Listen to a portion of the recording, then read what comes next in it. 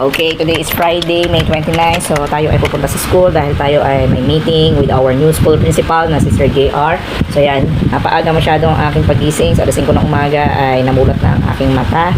At alas 6 ng umaga ngayon ay nakabihis na tayo. So, ganyan lang ang outfit natin ngayon. So, mamaya tingnan natin kung ano matatapos natin sa school dahil talaga umaandar na ang aking isip sa mga gagawin. So, ayan. Marami talaga ang gagawin. So, inuunti-unti lang natin. So, bababa muna ako ng bayan ng mga bandang 7 o'clock at ako ay may kailangang i-withdraw. Tapos, balik na ng school. Doon na lang ako mag-iintay ng oras. Kasi ang oras pa naman ng meeting ay 8:30. So, medyo maaga pa. Kaya, pwede pa naman ako bumaba sa bayan. So, tara. Samahan niyo ako sa mga ganap ko today. O, ayan, dahil maaga pa, 6:20 pa lang ng umaga, eto, at nanood muna ako ng balita. Binuksan ko muna itong aking TV dito. Nakamute siya kasi naririnig niyo yung daldal na reporter sa TV. So, ina-announce niya na meron dito bagyong Doming na nasa loob na ng Philippine Area of Responsibility natin na magpapaulan sa ilang lugar mula May 31. So, ayan, may inasahan tayong bagyo. So, ayan, mag-ingat tayong lahat. So, tara at gawin na natin ang mga ganap natin today. So, ayan, hintayin ko lang ang oras na mag-alas 7 at ako'y bababa na. Tayo sa school, ang natin gagawin ay ayusin ito. At kinalat natin ito ng isang araw. Ayan, ayusin natin to dahil maaga pa naman. Ano pa lang, ang oras ay 7:27. Okay, susunod natin gawin ito. Kinalat ko rin isang araw na pinagupitan. So, hindi natin nalinis. So, gawin natin siya ngayon. Okay, so ito yung susunod natin gagawin. O, ayan, tingnan nyo yung force. Lalagyan natin ito ng vinyl. So, i-vinyl natin. So, para naman, magmukha siya may dating. So, tingnan nyo naman, natapunan siya ng ink at talagang hindi na po matanggal yan. So, kinabitan ko yan ng linoleum dati. So, ayan. Punasan ko lang. Ayan lang, ayan, ayan, katapagan. Ayan. Punasan lang natin, tapos lagyan na natin itong vinyl.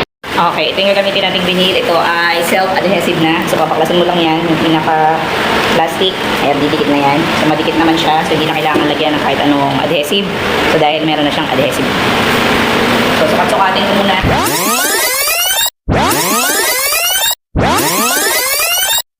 Okay, so natapos na natin. Ito yung tsura niya. O, diba? Mas gumanda siya. So, ayan. Team kahoy ulit. So, ayan. Ito na tayo sa office. Meeting adjourn na kami ng 10. So, ito magkakabit na kami ng decoration. Ayan ang aking ka-partner. Pinapunasan namin muna kay Kuya Jose at napakadumi. Yeah. Napalaban ng braso ni Kuya Jose ngayon. Naka-sleeveless ka pa. Sabi niyo ko, ma'am.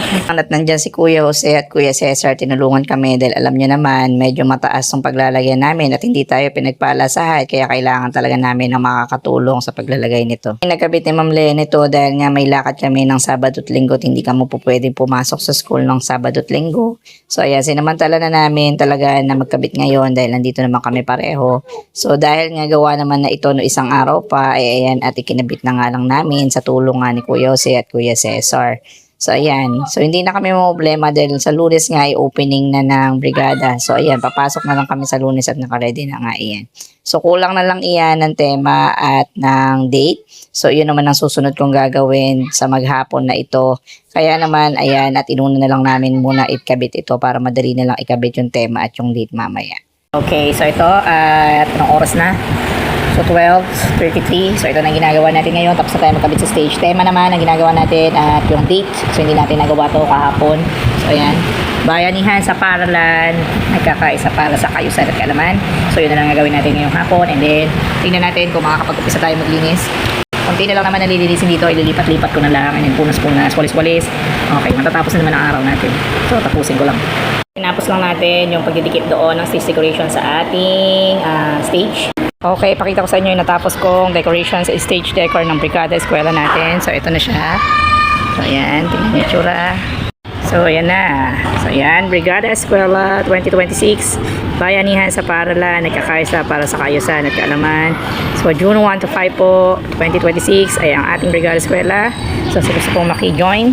So, ayan. Sa mga taga-barangay Sabatan, Ahlina at mag-brigada na tayo next week.